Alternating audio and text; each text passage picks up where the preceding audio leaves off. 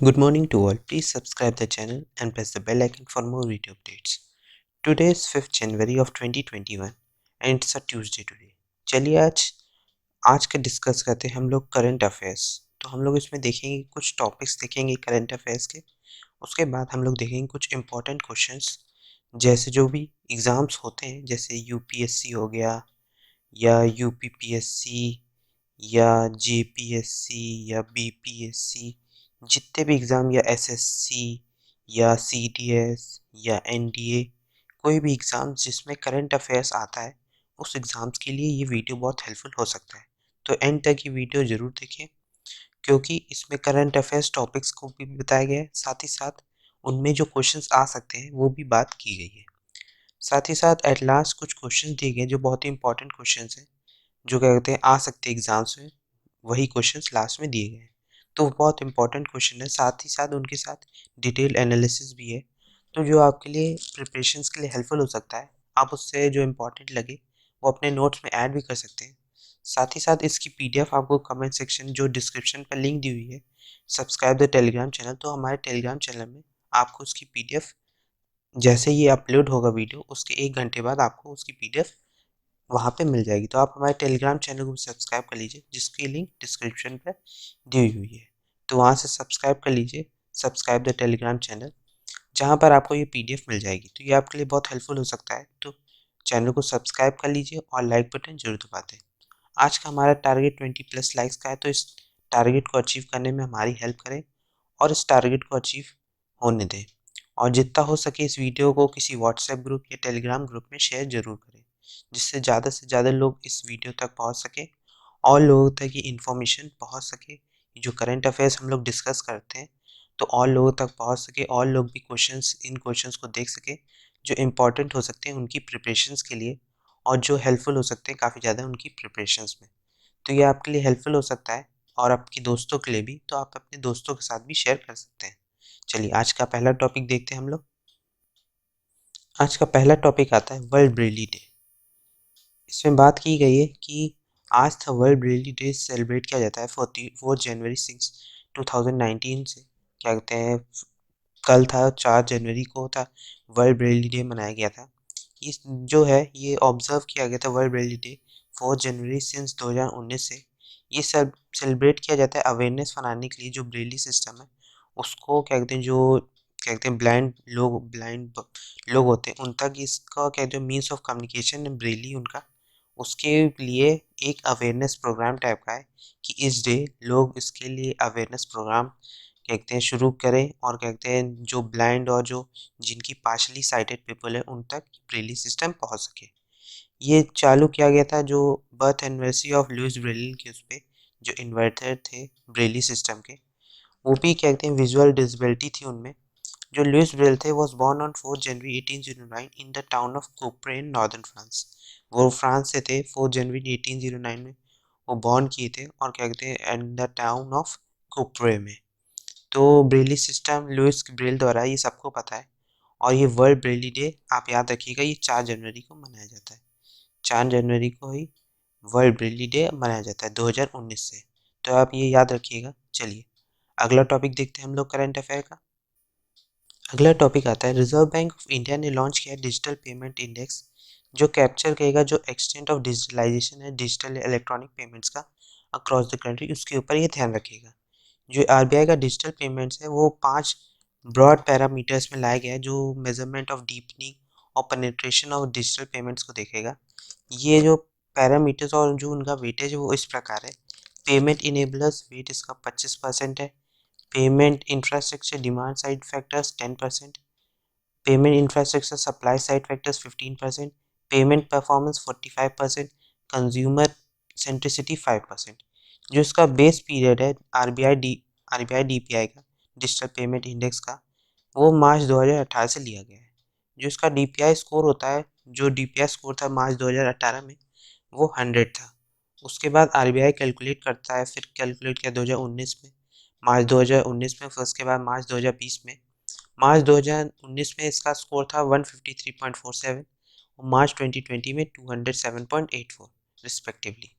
और जो RBI DPI है वो पब्लिश किया जाता है कई एनुअल बेसिस में कि मार्च 2021 में onward with a lag of 4 months digitalize क्या कहते हैं बताया जाएगा। ये रिपोर्ट के जो स्कोर है DPI score digital payment index score वो अब मार्च 2021 में आएगा with a lag of 4 months के साथ। चलिए अगला टॉपिक देखते हैं करंट अफेयर का। अगर आपने चैनल को सब्सक्राइब नहीं किया तो चैनल को सब्सक्राइब कर दें और लाइक बटन भी जरूर दबा दें। चलिए अगला टॉपिक देखते हैं। अगला टॉपिक आता है गोवा के 14 साल के लियोन मेंडोनका इंडिया के 67 चेस ग्रैंड मास्टर बन चुके हैं। उन्होंने ये पहली बार किया है और ये थर्ड एंड फाइनल लॉन्ग था टूर्नामेंट में जो इटली में था। और मेंडोकना ने अचीव किया at the feat at 14 years 9 months and 70 days की एज के हैं वो। और वो सेकेंड ग्रैंड मास्टर है फ्रॉम द कोस्टल स्टेट। इससे पहले जो चेन्नई प्लेयर जी आकाश थे उन्होंने जुलाई में वो बने थे 66 ग्रैंड मास्टर बन चुके हैं इनसे पहले। और वो he became the 29th youngest GM in the world. वो 29th youngest GM in the world बन चुके हैं। First from Goa is Ivana Maria Furtado. जो कहते हैं गोवा से जो पहली ग्रैंड मास्टर थी चेस ग्रैंड मास्टर वो इवाना मारिया फुटाडो था जो उन्होंने अचीव किया था 2011 में ग्रैंड मास्टर का title. The player achieved his Grandmaster norm at the Rigo Chess GM round robin, जो while the second came at the event in Budapest in November and the final won at the Wengli Cup in Italy। तो अब जो क्या कहते हैं 14-year-old जो Leone मेंडोकना है वो 67 जो इंडिया के 67 चेस ग्रैंड मास्टर बन चुके हैं। चलिए अगला टॉपिक देखते हैं हम लोग। अगला टॉपिक आता है इंडियन नेवी ने साइन किया कॉन्ट्रैक्ट भारत इलेक्ट्रॉनिक्स लिमिटेड के साथ बेल के साथ कि वो प्रोक्योर कर सके जो light amplification by stimulated emission of radiation dazzlers है जो लेज़र डैजलर्स होती हैं उनके ऊपर एक कॉन्ट्रैक्ट क्या कहते हैं साइन किया है बेल के साथ। जो इनिशियली जो एग्रीमेंट है वो साइन किया गया है 20 लेज़र डैजलर के लिए। जो लेज़र टेक्नोलॉजी है लेज़र डैजलर टेक्नोलॉजी वो डेवलप की गई थी डीआरडीओ द्वारा defence research and development organisation और मैन्युफैक्चर की गई बेल के द्वारा जो पुणे प्लांट है इसका बेल का। It is the first time that this unique product is indigenously designed and developed for the armed forces। कि ये पहली बार है कोई यूनिक प्रोडक्ट जो इंडिया में ही डेवलप किया गया और इंडिया में ही डिज़ाइन किया गया और इंडिया में डेवलप किया गया आर्म्ड फोर्सेस के लिए। तो ये पहला यूनिक प्रोडक्ट हो है। तो काफ़ी गर्व की बात है कि इस तरह के प्रोजेक्ट्स क्या कहते हैं धीरे धीरे इंडिया में शुरू हो रहे हैं आर्म्ड फोर्सेस की क्या कहते हैं पावर बढ़ाने के लिए। चलिए अगला टॉपिक देखते हैं हम लोग। चलिए अगला टॉपिक आता है कोलकाता बेस्ड जो garden reach ship builders and engineers हैं जीआरएससी उन्होंने डिलीवर किया अपना landing craft utility LCU MK4 class vessel INLCU L58 जो यार्ड 2099 का है उसको इंडियन नेवी को सौंपा गया है। ये जो MB फीरियस शिप है वो based in the strategic location of Andaman and Nicobar में है जो काफ़ी जो क्लोज है वेरियस रूट्स जो होते हैं साउथ चाइना सी जो जाते हैं। ये जो LCU L58 है वो फाइनल शिप है जो सीरीज 8 LCUs की जो मैन्युफैक्चर की गई है GRSC के द्वारा इंडियन नेवी के लिए। तो ये आप ये याद रखिएगा ये GRSC का फुल फॉर्म जो ये है garden reach ship builders and engineers. ये बहुत हेल्पफुल हो सकता है पूछा भी जा सकता है कि कौन सा ये लास्ट है। तो इसका नाम नहीं पूछा जाएगा क्योंकि ये काफ़ी डिफरेंट नाम भी है INLCU L58 किसे याद नहीं रहेगा। आप ये याद रखिएगा GRSC का फुल फॉर्म क्या होता है। और ये कोलकाता बेस्ड और 8 LCU का प्रोजेक्ट था ये आप याद रखिएगा। चलिए अब देखते हैं हम कुछ क्वेश्चंस को जो बहुत ही इंपॉर्टेंट क्वेश्चंस हैं जो एग्जाम पॉइंट ऑफ व्यू से बहुत इंपॉर्टेंट हो सकते हैं। क्या कहते हैं जो प्रीलिम्स यूपीएससी का प्रीलिम्स होता है उसके क्वेश्चंस मैक्सिमम ये टेल लिए गए हैं। चलिए आज का पहला क्वेश्चन देखते हैं हम लोग। आज का पहला क्वेश्चन आता है which of the following are the services offered by national payments corporation of India. कि एनपीसीआई के द्वारा कौन कौन सी सर्विसेज प्रोवाइड होती है। पहला है जिसमें 4 स्टेटमेंट दी गई 4 सर्विसेज दी गई इनमें से बताना है कौन कौन सी सर्विसेज एनपीसीआई के द्वारा दी जाती है। पहली है इन national automated clearing house, second है चेक ट्रैंकेशन सिस्टम, थर्ड है नेशनल फाइनेंशियल स्विच, चौथी है नेशनल इलेक्ट्रॉनिक टोल कलेक्शन। तो ये 4 हैं। तो आप अपने अपने आंसर्स कमेंट सेक्शन में मार्क कर लें। चलिए इसका आंसर है ऑप्शन डी 1 2 3 4। ये जो चारों सर्विसेज हैं ये चारों की चारों सर्विस एनपीसीआई के द्वारा दी जाती है। तो हम लोग देखते हैं इसका डिटेल्ड आंसर कि एनपीसीआई जो है वो हम सभी जानते हैं एक अम्ब्रेला ऑर्गेनाइजेशन है ऑपरेटिंग रिटेल पेमेंट जो होती है या जो सेटलमेंट सिस्टम इंडिया में उसका।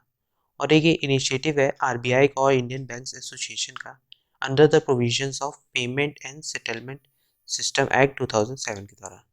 ये रोबस्ट करता है पेमेंट और सेटलमेंट इंफ्रास्ट्रक्चर इंडिया में, और इसे बनाया गया था नॉट फॉर प्रॉफिट कंपनी के द्वारा under provisions of section 25 of companies act 1956 के द्वारा। चलिए अगला क्वेश्चन देखते हैं हम लोग। तो ये था एनपीसीआई के बारे में, और ये 4 सर्विसेज जो थी वो चारों के चारों सर्विसेज एनपीसीआई के द्वारा ऑफर की जाती है। चलिए अगला क्वेश्चन। अगला क्वेश्चन आता है, consider the following statement regarding bound rates और बाउंड ट्रैफिक्स की।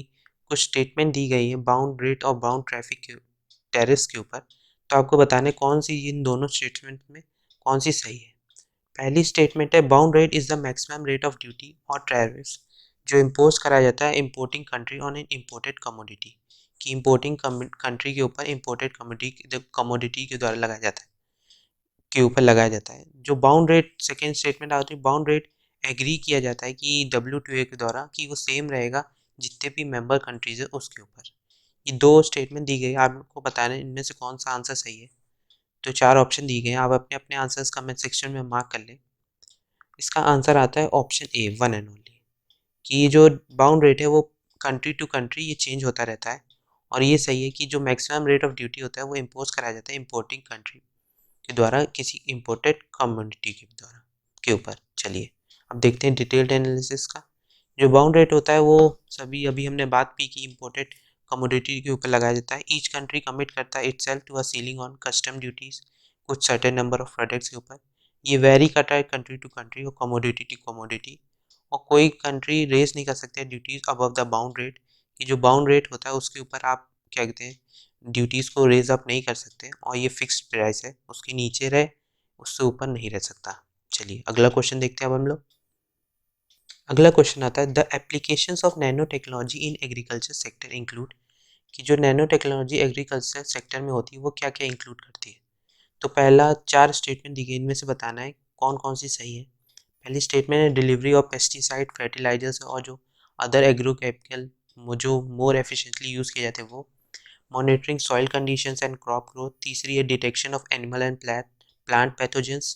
चौथी है, delivery of growth hormones in a control manner. तो ये 4 स्टेटमेंट दी गई है, आपको बताना है इनमें से कौन सी स्टेटमेंट सही है। आप अपने अपने आंसर्स कमेंट सेक्शन में मार्क कर दें।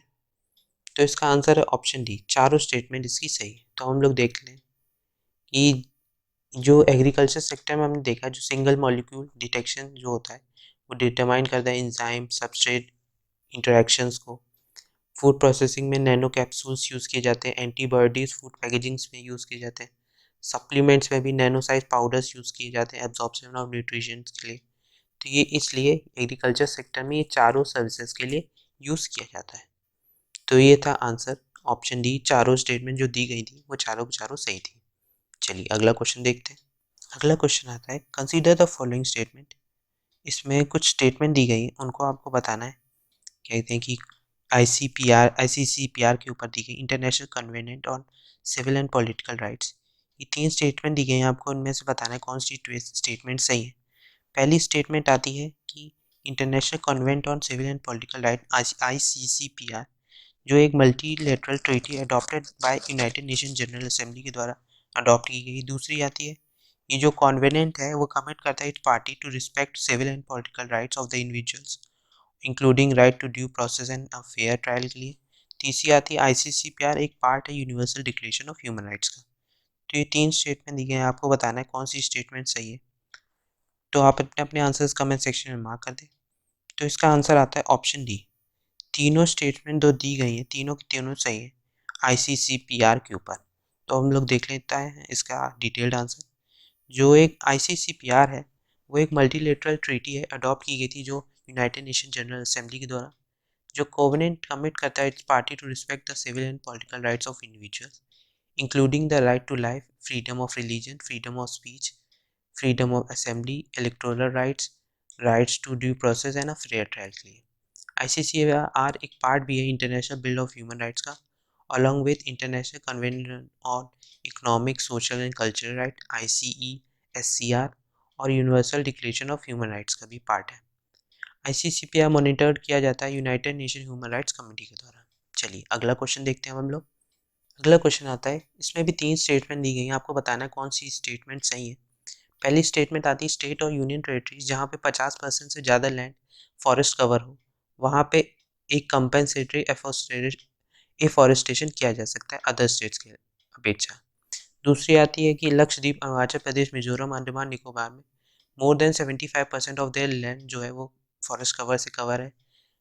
तीसरा आता है according to forest conservation act 1980 के द्वारा ईच टाइम फॉरेस्ट लैंड अगर वो डाइवर्ट किया जाता है, प्रोजेक्ट प्रोपोनेंट हैज़ टू पे the state for the ecosystem services law जो होती है फॉरेस्ट लैंड को डाइवर्ट करने के लिए, उसके लिए उसे पे करना पड़ता है। तो ये 3 स्टेटमेंट दी गई हैं, आपको बताना है कौन सी स्टेटमेंट सही है। तो इसका आंसर आता है ऑप्शन सी। सेकेंड और थर्ड स्टेटमेंट जो है वो सही है इसकी, और जो फर्स्ट स्टेटमेंट है वो गलत है। चलिए हम लोग देखते हैं डिटेल्ड आंसर। जो स्टेट्स एंड यूनियन टेरिटरीज हैं वो उनमें more than 75% of their land जो है वो कवर है सेवन फॉरेस्ट कवर से। और जो लक्षद्वीप, मिजोरम, अरुणाचल प्रदेश, निकोबार, अंडमान एंड निकोबार आइलैंड, मणिपुर, मेघालय वो इस कैटेगरी में ही आते हैं।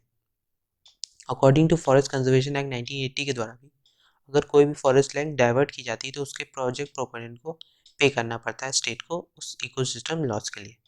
मध्य प्रदेश, उत्तर प्रदेश, केरला और राजस्थान में मोस्ट डिग्रेडेड लैंड फाउंड होता है। और ये मैप दिया गया है, इसमें बताया गया है कि कहाँ कहाँ पे फॉरेस्ट कवर कितना है, कितनी लैंड है with no land for afforestation, या कहाँ पे मैक्सिमम डिग्रेडेड लैंड है, कहाँ पे फॉरेस्ट लैंड है ज़्यादा, कहाँ पे फॉरेस्ट लैंड डाइवर्ट की जा रही प्रोजेक्ट्स के लिए। इस मैप में ये बात की गई है, तो इस पूरे मैप में यही बात की गई। आप एक बार रीड आउट कर सकते हैं किस परसेंटेज को कहाँ पे कितना परसेंटेज है। चलिए आज के लिए इतना ही, थैंक यू वेरी मच। अगर आपने चैनल को सब्सक्राइब नहीं किया तो चैनल को सब्सक्राइब कर दें और लाइक बटन जरूर दबा दें। Thank you very much.